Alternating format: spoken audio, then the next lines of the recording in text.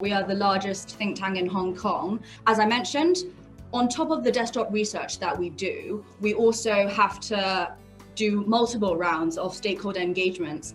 And from those kind of conversations and from the research that we've done, we actually identified 4 main kind of policy areas that we then submitted to the government. And these 4 kind of indispensable policy arenas would obviously include, blueprint, which covers funding policies, infrastructural related policies, as well as, network and capacity building support. So under blueprint, funding, infrastructure and networks, we actually identified some kind of key recommendations. So on blueprint, for example, there hadn't been a blueprint that was dedicated on promoting arts tech development in Hong Kong before the kind of our report was released. So that was obviously one major recommendation, and obviously we highlighted some funding support as well as infrastructural. So setting up some kind of infrastructure to support the arts tech ecosystem, as well as a digital culture platform that can connect art sectors, like people from the art circles and people with the tech circles together.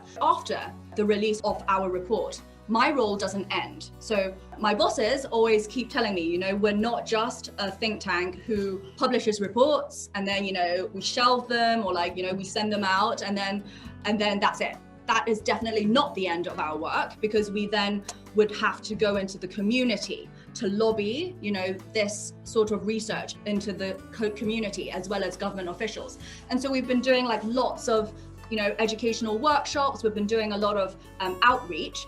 And then obviously this is, I'm very happy to share with you all that in the most recent chief executive policy address, it was, Arts Tech made it on to the policy address, and there were kind of recommendations. There were a lot of policy commitments that came out and that fell under the 4 respective kind of policy arenas that we had submitted to the government. So we're very excited. And I think it's definitely in the radar for Hong Kong, policymakers pertaining to arts and culture sectors to really try and really change this. Arts is not supposed to be we don't want, as arts advocates ourselves, obviously we don't want arts to feel like it's aloof or something that is irrelevant to the mass public. So I definitely think you need to be mindful and kind of sensitive to your choice of language when you're speaking to different demographics of people. And just a personal sharing, even because I meet with a lot of stakeholders from different backgrounds when I talk to them about, my research. And oftentimes, most often than not, I would actually have to alter my language a little bit to make sure they understand the message that I'm trying to convey across. And most often than not, I use different words to talk to different people.